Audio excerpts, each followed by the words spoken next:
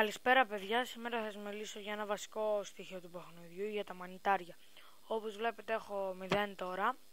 Λοιπόν, για τους καινούργιους μιλάω, μπορούμε να τα χρησιμοποιήσουμε στο οπλοπωλείο. Αν δεν μας αρέσουν τα αντικείμενα που υπάρχουν, να πατήσουμε νέα προϊόντα για να μας δείξει άλλα 6.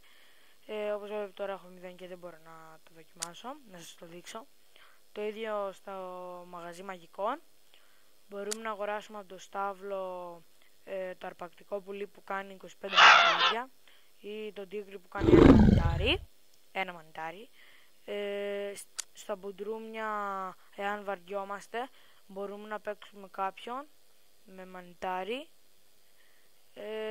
Στην ταβέρνα μπορούμε να βάλουμε στον μπάρμαν να πιούμε μια μπύρα και να προσθέσουμε 20 περιπέτεια. Και έτσι σε αυτά χρησιμεύουν τα μανιτάρια. Και επίσης να δωρήσουμε και στη φατρία μανιτάρια για να ανεβάσουμε τα μπόνους μας. Αυτά είχα να σας πω, ελπίζω να σας βοήθησα. Κάντε like.